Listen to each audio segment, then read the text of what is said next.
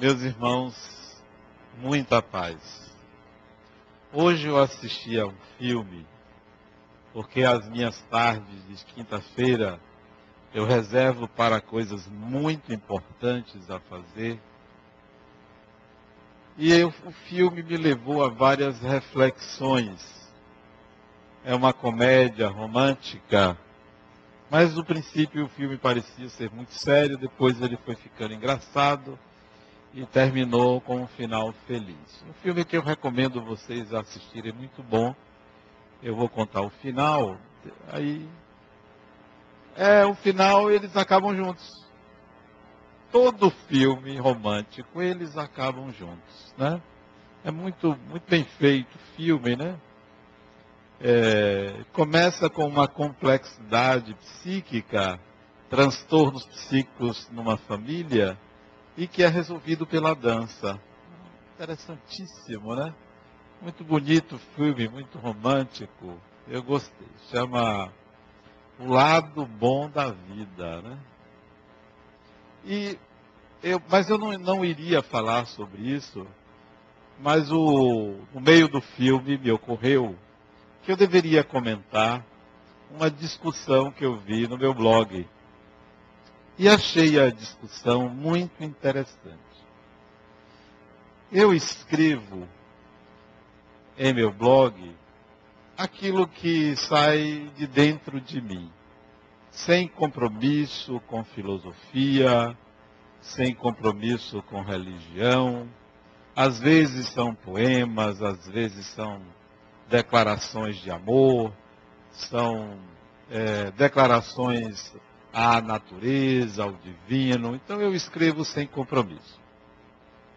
E algumas pessoas comentam, eu não me permito responder. Uma ou outra vez que eu escrevi uma palavra equivocada, errada, aliás, não sou muito bom em português, aliás, não sei nem no que eu sou bom, e aí eu respondo corrigindo. Mas raramente respondo aos anônimos que escrevem, ou mesmo às pessoas que dão o nome. Mas esses dois comentários que fizeram no meu blog me chamaram a atenção pela profundidade do que responderam, do que comentaram. Eu coloquei uma frase despretensiosa, que eu disse assim na frase, que o ego pede respeito e ao espírito cabe aproveitar, ou aproveitar-se, ou apropriar-se do ego.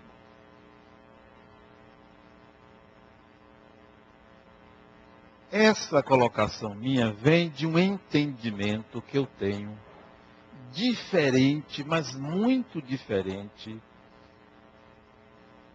do entendimento oriental a respeito do ego. As doutrinas do Oriente vieram para o Ocidente com um discurso de que a vida é uma grande ilusão, de que a matéria é uma ilusão, de que o problema do ser humano é o desejo, que deveria se buscar o inefável, o espiritual, negando a matéria, negando a vida. Esse foi o discurso de séculos, até antes de Cristo, até os dias de hoje. Esse é o discurso. E personalidades de peso, filósofos, encamparam a ideia de que a gente tem que negar o ego, de que nós temos que viver uma vida espiritual. Só que nós estamos encarnados. E eu nunca aceitei o discurso de que o vilão é o ego. É certo que o Ocidente fortaleceu a ideia materialista, hedonista, mas isso não dá direito Ao lado contrário pensar que o ego é o vilão. E a minha colocação vem da ideia de que a existência do ego é o ápice da evolução do espírito. O surgimento do ego na consciência, isto é, a individualidade consciente, é uma evolução do espírito. Porque o espírito nasce inconsciente de si. E essa consciência é adquirida com a formação do ego. Mas há quem pregue a negação do ego. Concordo com o desapego. Concordo que a matéria é ilusão. A física quântica veio provar que nada toca em nada. Mas isso não dá o direito de negarmos a identidade do espírito na vida material com o nome de eu, o ego. Nós devemos pregar uma espiritualidade vivida pelo ego, no ego, na vida material. E não uma supressão da vida material, como que o que importasse fosse a vida espiritual. Nós estamos aqui para viver a espiritualidade e não para negar a vida material. Portanto, cabe-nos entender que devemos fortalecer o ego, aumentar a autoestima do ego. Quando a gente fala que nós precisamos retirar os transtornos do ego, as fixações mentais do ego, não podemos esquecer que as fixações mentais não são do ego, são do espírito como um todo. Essa separação de que o problema é do ego é maniqueísta, é pobre, é a totalidade que é frágil. Então vamos fortalecer a totalidade que é visível. Qual é a totalidade visível? O seu ego. Essa é a totalidade visível. Então você deve se sentir capaz, competente, apto, e não viver uma individualidade suspensa do ar, como se nós devêssemos viver uma espécie de sublimidade, sublimar os desejos, sublimar a vida. Isso é um equívoco muito grande, e que me desculpem os religiosos que pregam isto. O Espiritismo, ele tem uma peculiaridade de ser uma doutrina racional. Não é uma doutrina que traz uma religiosidade calcada em cima do mistério, nem do misticismo, mas sim em cima da razão. Em cima da razão. Nós não somos pastores, não somos sacerdotes, nós somos pessoas. Os espíritas, aqui em cima, ou aí embaixo, ou do lado, onde estiver, nós somos pessoas.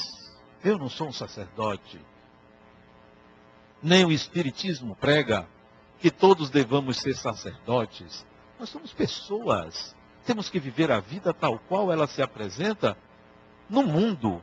E não como se isso não valesse a pena. Não fosse real. Lá ele, não nós.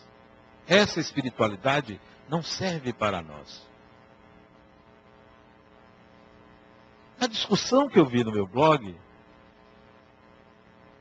aproveitem e acessem.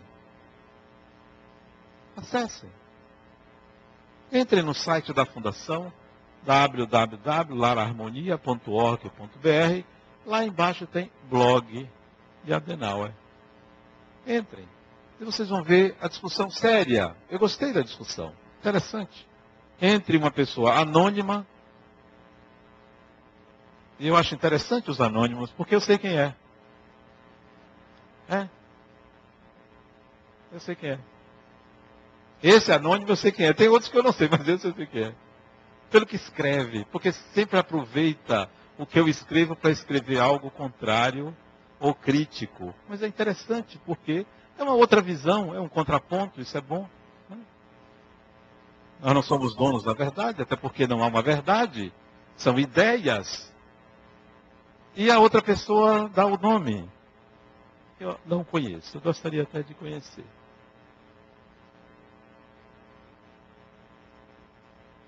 Não, nós não devemos aceitar a ideia de que o eu é ínfimo, é inferior.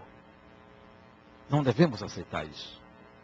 Porque foi isso que foi responsável pela fixação do complexo de culpa. É essa ideia de um ego que precisa ser dissolvido para prevalecer o self. Não, essa não é uma ideia espírita, muito menos junguiana, porque a ideia junguiana é a integração e a manutenção do eixo ego-self, e não a supressão do ego. Não prego isso e discuto com qualquer pessoa essa ideia, porque ela é afirmativa do valor do ego. Durante muito tempo se media a evolução de um espírito pela sua santidade, pela sua bondade, pela sua caridade, pelo serviço ao próximo. É assim que se media. Não é mais assim que se deve medir a evolução de um espírito. Essa é uma ideia medieval. É válido a caridade? É. Válido a bondade? É, claro. Mas para mim os santos de hoje são os ecologistas. Esses são santos. Esses são para mim espíritos muito mais evoluídos do que aqueles que mostram uma santidade calcada em cima de um verniz chamado eu ajudo o próximo. Ajude o planeta. Isso para mim é santidade. Estão preocupados com uma ordem global. O critério de medir a evolução do espírito não é mais o critério religioso. Eu prefiro um empresário empregador do que um indivíduo que está ali mantendo a pobreza de outro. O critério de evolução para mim não é mais aquele que utiliza parâmetros religiosos. Olhe o que acontece com a Igreja Católica Apostólica Romana, alvo de escândalos e mais escândalos. E antes ditava o que era bom ou ruim para a população. Antes ditava o que era certo e o que era errado. Antes elegia os santos e os pecadores. Não, esse critério não é mais válido. Figuras religiosas que estão à frente das religiões, ou à frente de instituições religiosas, como eu, por exemplo, esse não é critério de santidade nem de evolução. Não é. Como é que você pode medir a evolução de um espírito? Por comparação. Por comparação. O processo de evolução do espírito é um processo de aquisição pelo ego de habilidades, competências e valores. Habilidades, competências e valores. Não bastam só valores. Não bastam só habilidades, não bastam só competências. Habilidades e competências para lidar com o mundo. Valores para fazer o mundo evoluir com esses valores. Valores que incluem bondade, caridade, amor ao próximo, perdão, etc, etc. Mas habilidades e competências. Para quê? Para instrumentalizar o mundo, para aparelhar o mundo, para melhorar as condições de vida, as condições e qualidade de vida. Porque se nós nos preocuparmos só com o ser, não é o ter, é o ser. Nós vamos criar indivíduos chamados de santos e a miséria, a doença campeando na sociedade. Como foi no passado. Não. Nós temos que aparelhar o ego. Nós temos que fortalecer o ego. Você tem que ter um ego fortalecido. Como é que fortalece o ego? Dê a esse ego habilidades, competências e valores. Ele pode saber perdoar, ele pode ter paciência, ele pode ser humilde. Essa é a parte dos valores. E habilidades e competências para viver no mundo. O que são habilidades e competências? Dê ao ego conhecimento intelectual. Dê ao ego inteligência emocional. Dê ao ego capacidade de lidar com os problemas complexos da vida. Dê ao ego capacidade de lidar com as suas relações interpessoais. Isso é habilidades e competências. O critério de evolução é esse. E quem é que tem essa habilidade e competência? O espírito a partir das vivências do ego. A partir das vivências do ego. Fortaleça seu ego, aumente sua autoestima em cima de bases reais. E não em cima de um critério simplesmente religioso. Não. Fulano fala manso. Conhece doutrinas, conhece a religião. Discursa muito bem. Ótimo. Mas quem é esse espírito? É ele apto? É ele capaz? Então, as doenças psíquicas, as doenças da alma, elas advêm de uma fragilidade do ego. E dissolvê-lo e retirá-lo de cena, reafirmando ou afirmando um eu superior que não está no mundo, é um equívoco muito grande. Muito grande. Vocês podem evocar a religião que for, o papa que for, o filósofo que for, não adoto a ideia da fragilização do ego, mas sim do fortalecimento do ego. A campanha contra o ego é tão grande que se criou a palavra egoísmo. Um ismo. O egoísmo quer dizer o desejo de poder dado ao ego. Poder sobre o outro. Incapacidade de dividir, de compartilhar. Isso é egoísmo. Mas o que eu estou falando não é egoísmo, nem é egocentrismo. É a identidade do ego como indivíduo, como o que é possível ser apresentado como espírito. O espírito que você é, a melhor representação dele é o ego. É a melhor, porque é possível. Quando você desencarnar, não pense que vai aparecer o espírito que você é. Um novo ego vai se formar de acordo com o ambiente, porque o ego tem a ver com o ambiente. Não. Fortaleça seu ego. Um ego fortalecido não entra em depressão. A depressão é medo. O depressivo é medroso, ele tem medo de enfrentar a realidade, ele tem medo de enfrentar os desafios dele. E eu vi isso no filme, né? No filme, eu vou contar a história, mas vale a pena assistir. O final é feliz, eles ficam juntos. Já disse, agora é tarde. Ela era viúva. Ela era viúva. E a viuvez dela desnorteou ela. Perda de um ente querido. Entrou em depressão e apareceu um transtorno, o que me pareceu, diagnosticamente, um transtorno de personalidade. Apareceu. Que estava latente e que surgiu quando ela teve medo de enfrentar a viuvez dela.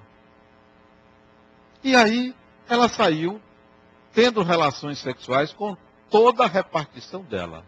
Não sobrou ninguém. Todo mundo. Uma reação típica de alguém que não quer enfrentar a realidade. Foi para a busca por uma compensação, que é típica do ser humano. Ego frágil. Ego frágil. Ora, eu vou aplicar a essa pessoa a ideia de, olha fulano, venha para a religião, que o seu problema é você tem que perdoar, tem que ajudar o próximo, você tem que ter paciência. Isto pode ser um paliativo, mas esse ego precisa entrar em contato com a perda, com a morte, com as suas fragilidades, e não aliená-lo, ou suprimi-lo do contato com a realidade. Se você que está me ouvindo teve algum trauma, ou tem algum conflito, que você diz assim, eu não quero nem falar disso, que é o que a personagem dizia no filme. Meus pêsames. Ego frágil. Candidato ou candidata à alienação. Candidato ou candidata à alienação. Tudo bem que você queira um tempo para lidar com aquilo. Mas que tempo é esse? 1 ano? 10 anos? Uma encarnação? Não espere tanto tempo. Não espere tanto tempo. Fortaleça-se e volte a lidar com o evento aversivo, porque o seu medo, a sua dificuldade é a fragilização do ego. Fortaleça esse ego. Veja os sinais de maturidade que você tem, os potenciais, as qualidades que você possui. Se não tem, vá em busca para enfrentar o seu problema, porque senão você vai enriquecer a indústria química. Os medicamentos aí são vendidos a rodo, às vezes caros, inócuos, efeito placebo. Pior, com efeitos colaterais danosos. A mente, não é só o corpo não, a mente. Quando o espírito deve enfrentar através de um ego fortalecido. Vai fortalecer seu ego. Uma vez eu participei de uma mesa redonda, aliás, a mesa não era redonda, ela era retangular. Eu e mais 2 indivíduos. Eu saí daquele lugar injuriado, querendo torcer o pescoço do primeiro que eu encontrasse. Porque minha palavra foi caçada. O tema era sobre depressão. E um infeliz de um psiquiatra, infeliz, coitado, que hoje ele está mais mal falado do que aquela mulher lá da UTI que aparece na televisão. Ele teve o desplante de dizer que ele curava a depressão com uma pílula, com um remédio. Ele curava qualquer depressão. Isso pode ser doido um sujeito dele, ia ser caçado. Quando é que uma pílula, que um remédio pode curar um problema que é mental, que vem da fragilidade do ego, que não é químico? Não cura. Eu saí injuriado porque eu fui o primeiro a falar. E tudo que eu disse, eu acho que isso foi praga que alguém jogou. Tudo que eu disse, ele contrariou. Ele foi o último a falar, porque ele era uma celebridade. E aí, celebridade fala o que quer. Mas eu acho que eu mereci isso, porque uma vez eu fui num congresso, no Espírito Santo, falar. Eu e outro sujeito. Primeiro ele, depois eu. Aí ele começou a falar. Eu disse, meu Deus do céu, tudo que eu vou dizer é o oposto do que ele está dizendo. Vai ser um vexame para ele. Mas eu pedi inspiração dos Espíritos. Olha, me inspirem para evitar um constrangimento, né, para mim. E evitou o constrangimento para mim, porque o constrangimento foi para ele. Melhor para ele do que para mim. Olha, e o assunto foi amor e sexo. Ele ainda, isso deve ter uns 10 anos. Ele ainda é daqueles que dizem assim, sexo só no casamento. Ainda tem gente que pensa assim. Retrógrado. E fala em nome do Espiritismo. Como se o Espiritismo pactuasse com isso. Numa negação ou numa oposição de sexualidade e espiritualidade. E eu disse, não, gente. Não, sexo é uma coisa que você deve começar com responsabilidade. Quando tiver vontade de encontrar a pessoa certa, pronto. E tem que ser consentido. Consentido. Pronto. Quer dizer, tem que haver consentimento. Foi um vexame. Ele espumava pela boca porque ele não podia falar mais. Aí vieram as perguntas. Outro vexame. 3 perguntas para ele, quase uma centena de perguntas para mim. Mas eu por dentro adorava aquilo. Sabe? Pode ser falta de caridade. Era igual quando meu pai me privilegiava em relação a meus irmãos. Eu adorava. O outro tem, cada um tem o que merece. E ele, quando respondia as 3 perguntas, as pessoas dava para ouvir, um auditório de mais de 1.500 pessoas. Eu acho que o meu regozijo interior era tão grande que eu mereci que o psiquiatra falasse por último e deixasse espumando como eu deixei aquele outro. Mas é assim. Não pactuo mais com isso, com esse conservadorismo medieval, com essa ideia de uma espiritualidade vazia, que não traz o mais importante, felicidade. Se conceito religioso lhe traz sofrimento, angústia, tem alguma coisa errada. Porque religião é para libertar a consciência, não é para aprisionar. Se religião lhe condena, cuidado, tem alguma coisa errada. Religião é para acolher. Acolher, não expulsar. Não expulsar, não separar. E eu vejo discursos de figuras ilustres separando as pessoas, elegendo uma espiritualidade para o além. Vá você, eu não estou lá. Quando eu chegar lá, eu vou ver como é que é o negócio, e assim mesmo, se eu não gostar, eu vou dizer, peraí, isso aqui não está bom não, isso está medieval. Nós estamos no século 21. Século em que a criança nasce com o dedinho procurando o tablet. É. A criança já nasce assim, cadê o meu celular? E tem gente querendo se comunicar por tambor. Voltar às origens. De que, meu Deus? Parece que não está no mundo. Não. Eu vi outro dia na televisão, a mulher dizendo isso não é coisa de Deus. O Deus dela deve ser uma pedra, deve ser alguma árvore. Nem as árvores pensam assim. Será que a árvore pensa nem sei? Não. Medieval. Que religião é essa? Ainda bem que eu sou espírita, porque o espiritismo é racional. Bom, vamos pensar. Vamos pensar. Vamos pensar. De vez em quando eu vejo na internet algumas pessoas fazendo críticas à produção mediúnica de fulano ou de ciclano. Médium tal, escreveu um livro, e aí criticam.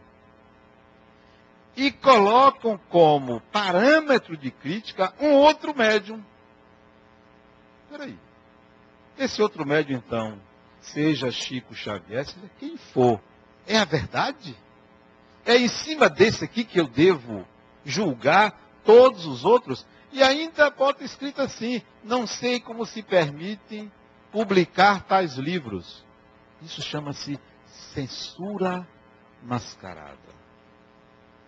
Livros, eu penso como Castro Alves, livros a mancheias, e mande o povo pensar. Nada de proibir. Leia. Quem tem que ser censura é você. Você que tem que fazer sua censura. Não sou eu que tenho que dizer, não se publique, porque tem esse detalhe, porque tem aquela frase, porque é contra isso ou contra aquilo. Não. Até no Espiritismo nós encontramos censores. Se está errado, as pessoas vão julgar. A evolução do Espírito joga para trás tudo. Olha o que a igreja fez. Condenou o sistema heliocêntrico de Nicolau Copérnico, depois trazido por Galileu, quebrou a cara. Aonde que a religião tem que ditar a ciência? Religião é religião, é conhecimento baseado na fé, não é conhecimento baseado na experiência. E tem outros que dizem assim, não, a ciência tem que provar a existência de Deus. Deus não é objeto científico, Deus é objeto da religião, não é da ciência. A ciência não tem que provar a existência de Deus. E não é a ciência que tem que dizer a última palavra, como não é a religião, como não é o conhecimento empírico. O conhecimento se refunde, muda. O que é verdade hoje pode ser amanhã mentira, o que é mentira hoje pode ser verdade amanhã. De tal maneira que o espírito cabe ter senso crítico, razão pela qual o espiritismo é uma doutrina calcada na fé raciocinada. Isto é, você tem que tirar suas próprias conclusões. Você não tem que se afirmar em cima de Adenauer, de A, de B ou de C. Por mais respeitável que seja o nome. Até porque não cabe mais o argumento da autoridade. Quem falou foi fulano. E daí? E daí? Eu posso aceitar como um conhecimento provisório, mas não como verdade, porque não há uma verdade. Não, eu afirmo, o ego é o ápice da evolução do espírito. Nós não temos que eliminar ou destituir o ego, nós temos que fortalecer. Não é o ego que é o viciado, não é o ego que tem as paixões. Isso é da alma. Isso é da totalidade do espírito. O pobre ego está sendo vilão. Para a propagação de uma doutrina enganosa, que o Oriente trouxe para o Ocidente. É enganosa. Eu conheço uma pessoa que vai viajar para a Índia. Adenauer, você não tem vontade de ir à Índia? Eu não tenho nenhuma vontade. Mas e a espiritualidade? A espiritualidade, criatura, está dentro de você. Não está num lugar, não está em Salvador, não está na Índia, nem na França. É mais provável que esteja lá em casa, aqui pertinho. É o lugar mais provável. Não, não é. Eu vou lá para ver miséria. Para ver uma sociedade que ainda estupra mulheres na rua. Não, isso não é espiritualidade. Isso é miséria, isso é pobreza. Ah, mas você vai ver as pessoas meditando. Eu medito aqui. Não está lá. Pode ir, você vai voltar da mesma forma que foi. Vá para conhecer uma cultura, para conhecer um país. Sim, deve ter coisas bonitas para você ver. Deve ter pessoas admiráveis para você conhecer. Mas espiritualidade? Não. Essa pregação contra o ego, eu não aceito. Talvez vá alguém dizer que eu sou egoísta, porque prego a supremacia do ego. Não seria egoísta, seria o quê? Eu nem sei o nome. Porque eu acredito que o ego surgiu para dar consciência ao espírito. Outro dia, um amigo de Portugal comentou no meu blog, comentou como anônimo, mas pela linguagem eu sabia que era ele, português, a gente sabe, né? Eles escrevem errado, dá logo para ver quem é, né? Aí ele comentou,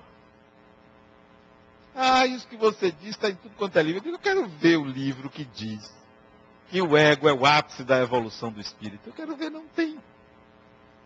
Não que eu goste de ser pioneiro, eu gosto de ser o primeiro, não pioneiro.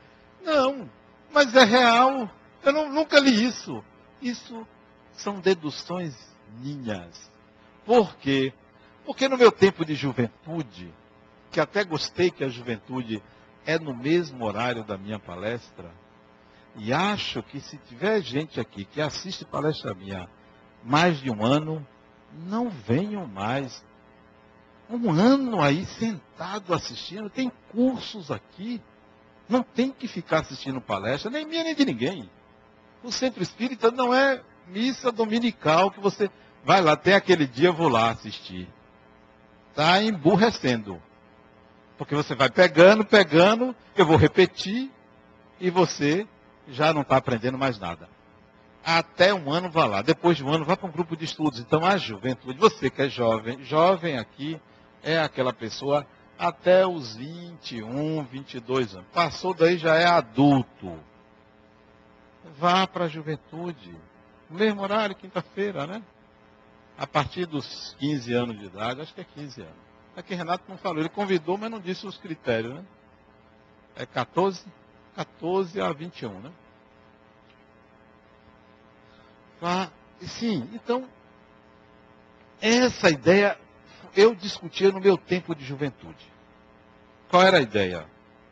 O espírito desceu para a matéria, evoluiu. Se a matéria é tão renegada, ele evoluiu. Isso ficou na minha cabeça. Eu preciso resolver esse problema. Não aceito isso. Isso é um absurdo, pensar numa evolução. Esse contato com a matéria é uma evolução. Mas como essa evolução? A psicologia me deu instrumentos. Essa evolução é o processo de conscientização do espírito. É o contato com a matéria que dá consciência. E o contato com a matéria se chama formação do ego. Então, isso é uma ideia antiga minha.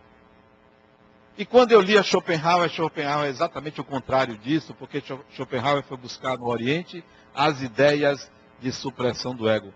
Schopenhauer pregava o suicídio, para vocês terem uma ideia. Agora, ele seria o último, porque ele ia avisar todo mundo que esse era o meio. Se ele se suicidasse, ninguém ia avisar. Isso é fato. Schopenhauer pregava isso. Porque ele vinha trazendo uma tradição oriental. Não cabe para nós. O ego é o ápice da evolução do espírito. A continuidade do ego garante a imortalidade. É a continuidade do ego. Quer ser feliz? Fortaleça seu ego. Quer fortalecer seu ego? Instrumentalize ele. Competências, habilidades e valores. Como ser feliz? Burro. Não pode ser feliz. Burro. Não sabe nada. Agora é uma pessoa que fala com propriedade. Sim, mas não sabe fazer nada. Não sabe falar? Não é felicidade. É a felicidade do bruto. felicidade é um estado de espírito para aquelas pessoas que reconheceram o ego que são, se instrumentalizam, se capacitam e integram valores. Integram valores. Também costumo dizer que o alcance da felicidade está no encontro da designação pessoal. Quer ser feliz, encontre sua designação pessoal. O que é designação pessoal? É quando o ego reconhece, compreende, sabe para que existe. Para que existe. Para que Deus me criou. Designação pessoal. Designação pessoal não é missão no mundo, não. Ah, agora eu sei para que Deus me criou. Isso é designação pessoal.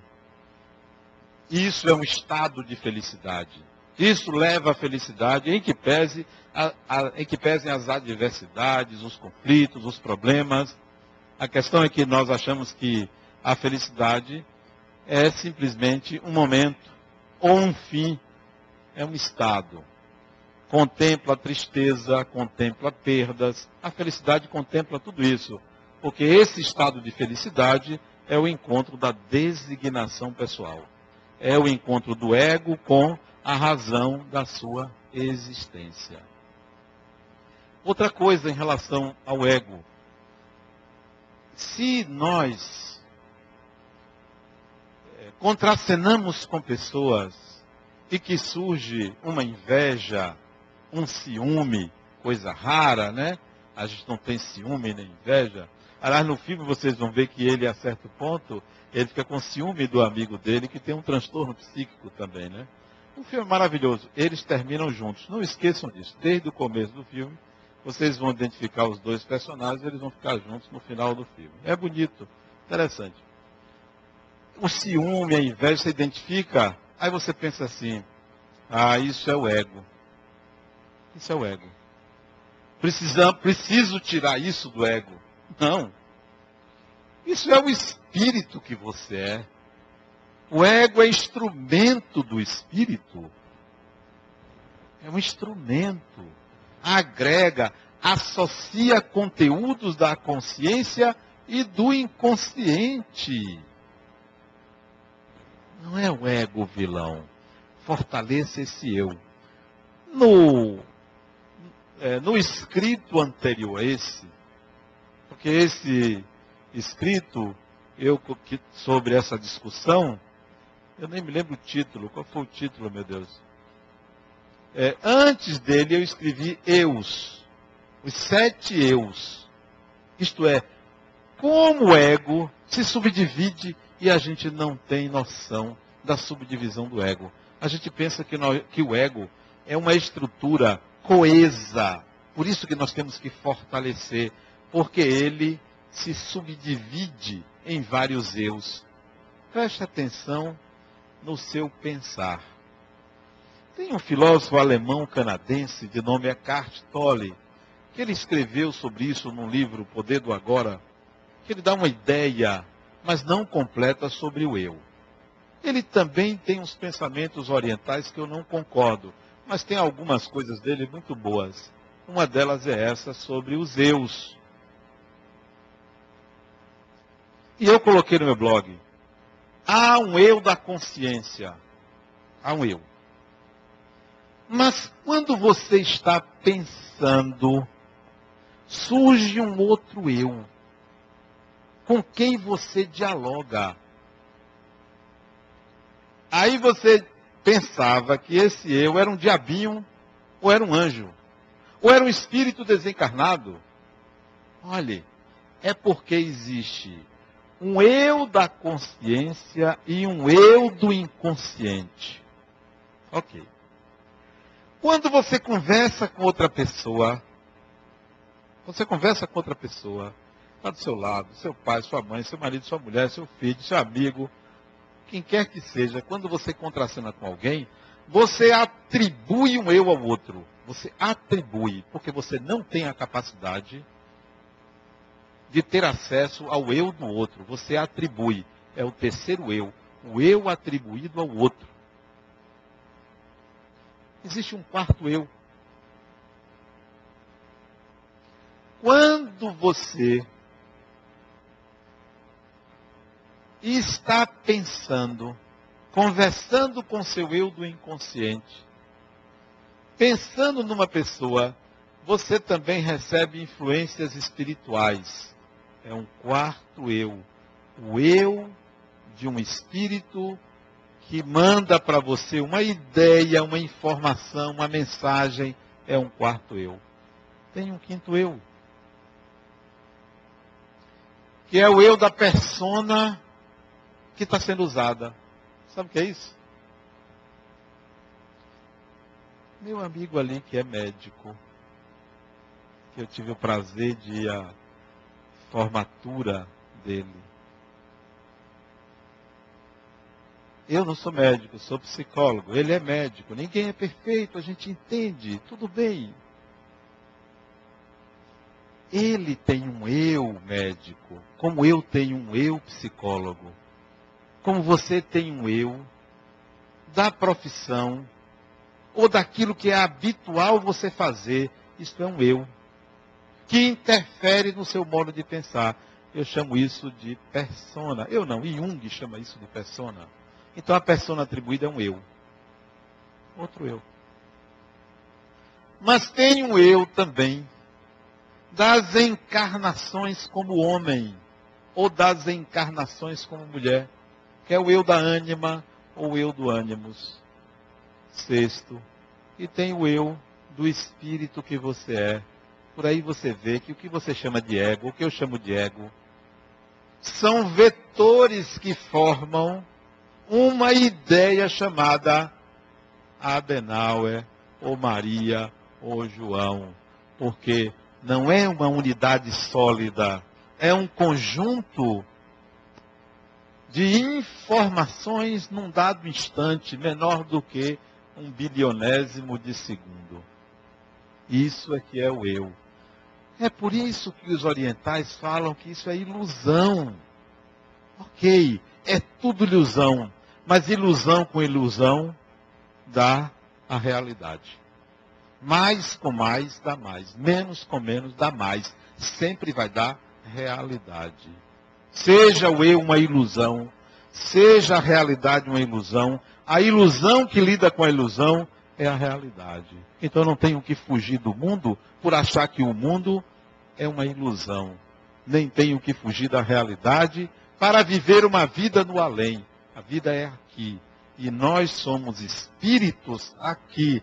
Nós não somos espíritos porque desencarnamos, não. Nós somos espíritos porque a nossa essência é espiritual. Por isso que nós somos espíritos. E lidamos com outros espíritos.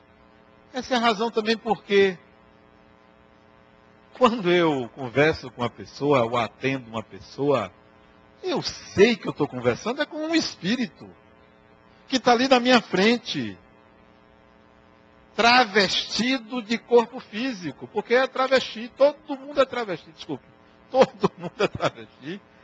Uns são mais drag, outros menos, mas todo mundo é travestidos de corpo físico, mas é espírito. É espírito para mim, e eu fico me perguntando, o que quer essa alma que nem ela mesma sabe o que quer? Quem é esse ser que nem ele mesmo sabe que é? Isso é que importa.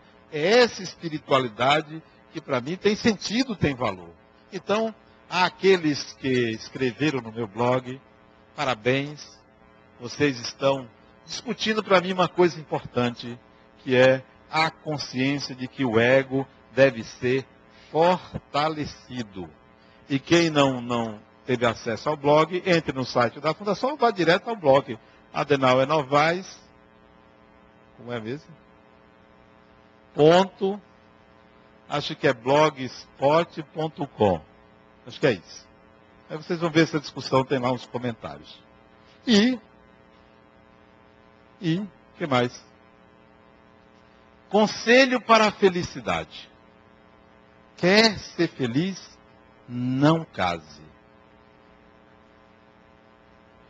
Quer ser feliz? Não case. Quer ser feliz e fazer a felicidade de alguém? Case. Muita paz.